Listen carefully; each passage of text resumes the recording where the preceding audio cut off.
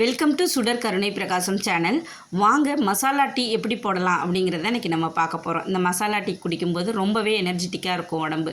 நம்மளுக்கு கை காலெல்லாம் வலிக்கும், சில சமயம் நமக்கு தலைவலி இருக்கும், அதிகமாக வேலை செய்கிறதுனால ரொம்ப டயர்ட்னஸ் இருக்கும். அதெல்லாம் போக்குறதுக்கான ஒரே டீனா இந்த டீயை சொல்லலாம்.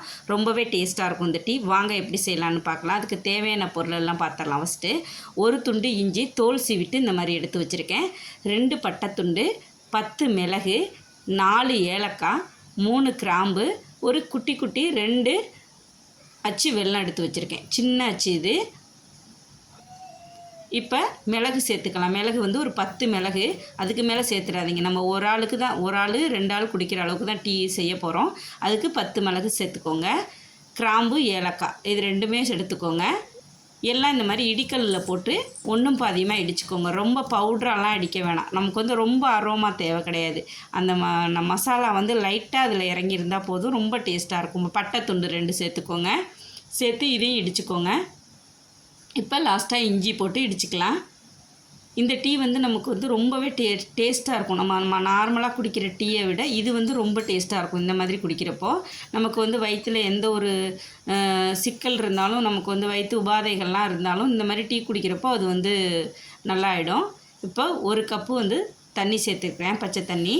இப்போ வெல்லம் சேர்த்துக்கலாம். இதுக்கு நாட்டு சக்கரை வேணும்னாலும் நீங்கள் சேர்த்துக்கலாம். வெல்லம் போட்டு இந்த டீ போடுறப்போ ரொம்ப டேஸ்ட்டாக இருக்கும்.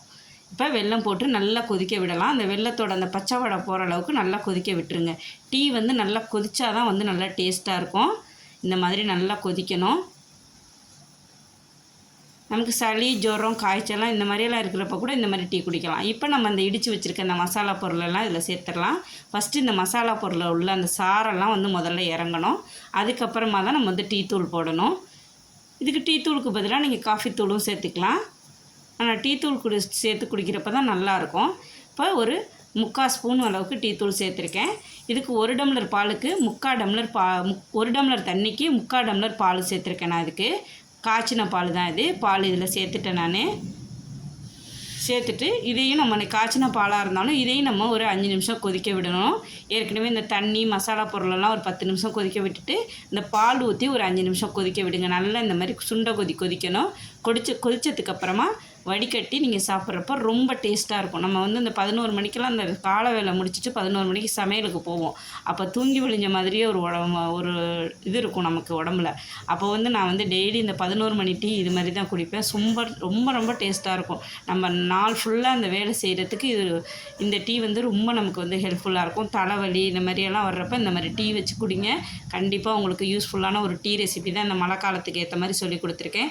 உங்களுக்கு பிடிச்சிருந்துச்சுன்னா சுடர் கருணை பிரகாசம் சேனலுக்கு மறக்காமல் சப்ஸ்கிரைப் பண்ணுங்கள், லைக் பண்ணுங்கள், ஷேர் பண்ணுங்கள், கமெண்ட் பண்ணுங்கள். எப்போதும் போல் உங்கள் சப்போர்ட் கொடுத்துட்டே இருங்க. நன்றி, வணக்கம்.